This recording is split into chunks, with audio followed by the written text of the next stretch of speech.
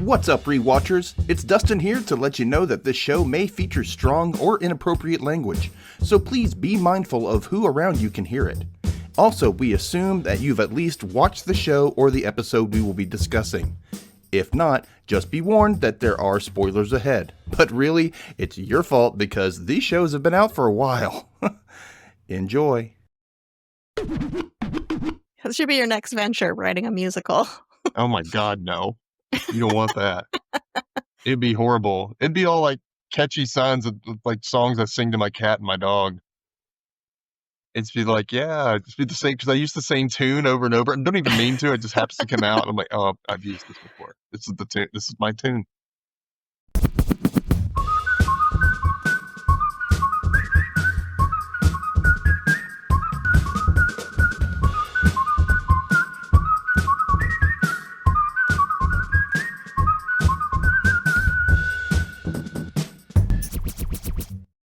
Hello, and welcome back to the Rewatch Recap, where we recap shows for nostalgia or pure amusement. Yeah! I am Dustin, and here with me again for this Buffy brief cap is Kay from my work life. I almost said it, but I've been cursing anyway. Yeah, I've been cursing a little bit, really, sorry. Yeah. My work life, damn it. There you go. Say it, just say it like I mean it. Oh, okay, got that out. So, and we're back again for this not themselves acting it not themselves or whatever theme that we're going on with for this Buffy 2 episode event thing that we're doing. I don't know. We're trying this out. We're going to try this out this time around. We might come back again and do it. It's actually kind of easy, so I love it. Yeah, so, it's actually really easy. And I'm going to do a little editing, but it's easy for the most part. So this time around, it's season 6, episode 17, and the episode is named Normal Again. This is my brief cap.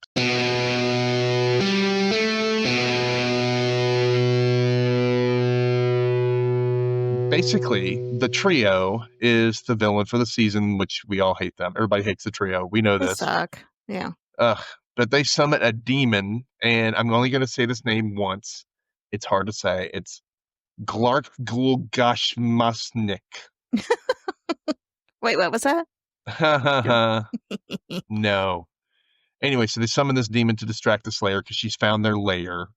It comes out and it has this like stinger that comes out of its arm. It's kind of like that thing that came out of Adam's arm in season 4. That little thing came out of his like forearm. Anyway. I trust you. Anyway. I don't remember anything, but yes. Well, it's, gets her in, and the second it punctures her right in the chest, kind of, she wakes up. She's in a hospital, and they're giving her sedative, and they're calm down. She's like, oh my God. And then you're like, uh-oh, what happened? She's in a mental hospital. What's going on here? So this thing that stung her, it looks like this bald, bug-eyed, like dark bug-eyed fish man. Yeah. With like squid around its neck or seaweed or something, and also wearing a trash bag. Yeah. like a Party City Fester Adams. Like yeah. Yeah. So it's weird. It's one of the goofier looking demons to me. Yeah. It just looks weird. But anyway, so she gets stung, and she starts having these flashes throughout the whole episode of like being in a mental hospital, and her parents are still married, but there is no Dawn, there's no Scooby Gang, there's no Sunnydale, there's no Slayer, anything. Mm-hmm. And in fact, like, I guess this is like supposed to be an alternate reality. I don't know. She was like basically committed because of her belief in the supernatural stuff, and I guess it was because she was had burned down the school, right, in LA. Yeah. That's probably part of it as well. Or is it because like later on she's talking to Willow, and she said she was institutionalized as a little kid when she first started seeing that's vampires. Right. She was like, what if I never got out? Yeah, right. But she didn't really say like when that was. But that was like when she first saw first vampires. That was when she first found out she was a Slayer. She was 15. And that's when she burned down the school. Yeah. Which was, just shortly after that, she burned down the school. Yeah. Or the gym, anyway. Anyway, so this whole season, Buffy is back from the dead. She's been pulled out of heaven. She's depressed, all this stuff. So that's what this is going on. She's kind of like, I'd be happy with my mom around, being taken care of by my parents. I mean, she's starting to convince herself, well, maybe this mental hospital stuff is real. And this whole thing that's been going on with me wasn't. So, like, they give her the antidote. Like, they catch this demon. Like, Spike and Xander team up, who do not like each other. They team up and they catch this demon. And they, Willow makes her the antidote. And she's just kind of like, no. And she just dumps out that antidote. Yeah. I'm like, is no one going to notice this in the trash? Right. That I had to smell, right? That was a thick, sludgy substance. Yeah, it was part of the thing's body. Like, it's, come on. Ugh. And so, so the doctors in the alternate universe, they tell her she needs to cut ties with her life in Sunnydale, basically like kill her family and friends. And so she can be normal again. See what I did there? Cha-ching! Episode title. So basically, like, she knocks everybody out and she ties them up and brings them down to the basement, and because the demon's in there, and she's going to set the demon free and going to kill them. So with that said, Buffy, being the main focus character, she realizes that, she's watching her friends, like, this demon's going to come get them. He's going to, he's knocked one of them out wherever. And she's watching it. She's feeling bad about it, but she's hiding under the stairs. And like Tara comes over and she like grabs Tara's ankle and she falls down the stairs. And but she hears her mother in the alternate universe, and the mother's like, honey, you can do this. I believe in you. Don't worry. Wherever I am, I'm going to be with you. And she starts realizing, like, oh wait, that is my mom's still going to be with me. Right. Like that kind of, I don't know, part of that, I think that's what really woke her up. She realized, I need to stop. This is where I need to be. And she goes back to Sunnydale. She tells her sorry and I love you. And she's kind of dozes right back, comes back into our world, into a Sunnydale world, which is what I call our world because it's the better world. And she kicks the demon's ass and tells Willow, I still need the antidote just in case. And they make it for her. And meanwhile, back in the mental hospital world, she's out like a light. She ain't coming back. End of episode. What? Oh! Yeah. Yeah. It was a lot. It was not the most, like, it really was like you texted me, like, these are polar opposites. Yeah. It's a heavy episode. Yeah. Like, every theme is heavy. You're like, damn. It's not fun. And the sub stories aren't that great either. Like, so basically it's the stories we have where we left off from Hell's Bells. And that was the episode where Xander left Anya at the altar. So there's the one right after that. And like this whole episode, by the way, it was like mid-March. And then it wasn't until like the end of April that we got a new episode. So it was like a big, like 4-5 weeks between episodes. And so it was like we left off with this one. Like, wait, is this changing the course of Buffy from here on out? Like, it just felt like it was going to do that. Like, they should have had an episode in the next week. It was like, no, everything's fine. We're still on course. But they didn't. I watched the next episode just because the way this one ended, and I was like, wait, what? And they didn't like even really address it. I was like, okay. Remember last week when you thought, no. Yeah. I didn't ever bring it up again, ever. That's weird to me. I guess it's just so you can just wonder forever. No. Is it and real everybody or I is it in know Buffy's head? who watches this, well, actually, one person mainly, my ex-roommate was like, yep, she's in that institution. Yep, none of this is real. I'm like, stop. No, because otherwise it'd be Buffy the institutionalized girl, not Buffy the Vampire Slayer. Right. Oh, that's not a fun show. Buffy No. the institutionalized girl. It'd be real boring. Yeah. So anyway, so Spike gives Buffy an ultimatum about, like, you need to tell your friends about our affair, or I guess he's gonna do it. I don't know. Willow's still trying to go sober from dark magic. Pre-Dark Willow, thankfully, but she's also getting mixed messages from Tara on whether or not they're on again or they're still off. Xander returns, admitting that he screwed up everything with Anya. He's hoping to make amends with her, but she's left town. And of course, Spike gets up in Xander's face and makes fun of him for leaving Anya at the altar, which ain't good. Don't do that. No, don't do that. Because, I was like, come on, Spike, you can't hit him. Like, that didn't hurt Right? me. You know what I mean? Like, either way, you're going to get hurt. I'm going to hurt you with words. He can't help it. I don't know. No, he's kind of a dick. He is. That's why we love him. Exactly. Okay, so there were a few little funny lines in this, or I'm funny sure moments. we probably have the same one. Okay, you go first this time. So, really, the only one I have, because this episode was so heavy, was at the very beginning when Willow's like talking to herself, trying to boost herself up to go talk to Tara. And she's like, "Hi, Tara. Do you want to like meet up for coffee, food, maybe some kissing and gay love?" I just thought that was cute. Just cute little Willow. I don't have that one. That's good. This one isn't an exact quote because I kind of wrote it down really quick. But it was Xander, and he turns to Buffy when he finds out what's going on. He was like, "You think none of this is real because of all the vampires and demons and ex-vengeance demons and a sister that used to be a giant ball of energy?" And just kind of stops himself like, "Oh, okay." And then Spike says, "She thinks none of us are real, eh? Bloody self-centered, if you ask me." Of course.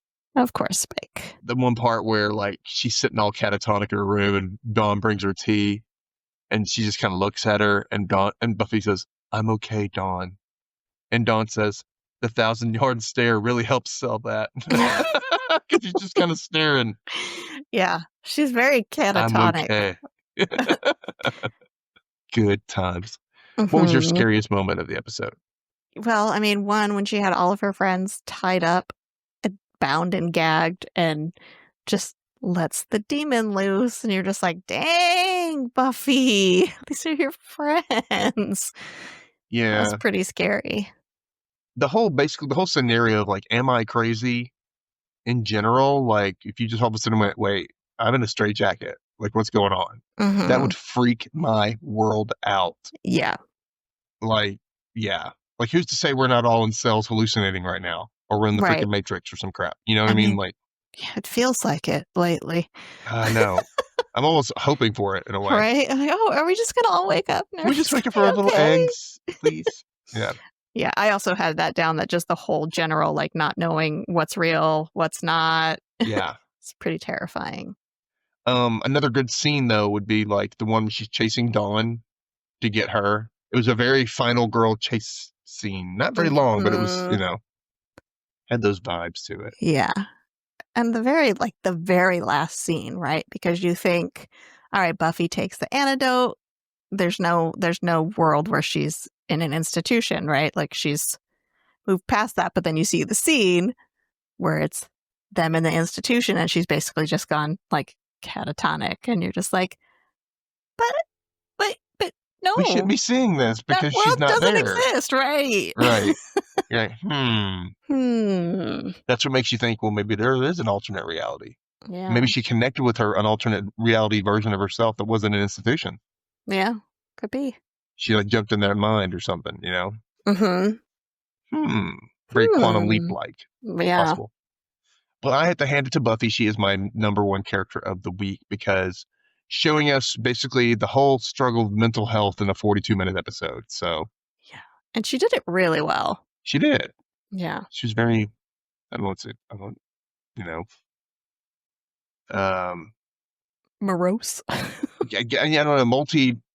know, multifaceted. What do you want to call it? Multifaceted. Yeah, I guess we could say that. Yeah. Yeah. She was all over the place. Yeah. Yeah. No, just kidding. No, she's great. I love Sarah Michelle Gellar. Yeah. So, and I don't have like a worst character of the episode. I guess mainly the trio because they're jerks, and yeah, that's basically it. And they're in it for a minute, and that's it. Thank God. Yeah.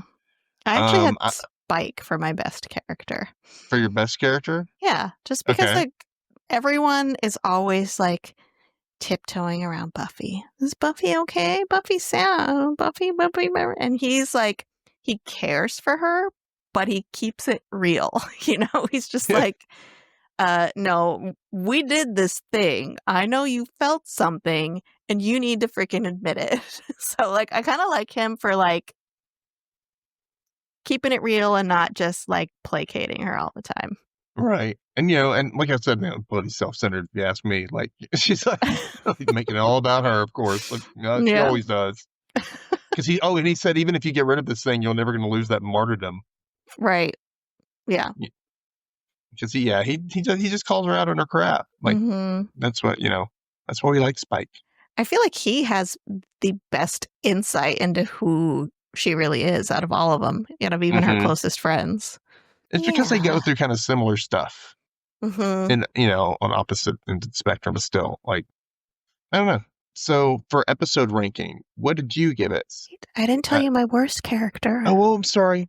That's okay. Go ahead, please. Tell me your worst character. You could probably guess who it is. Oh. Dawn.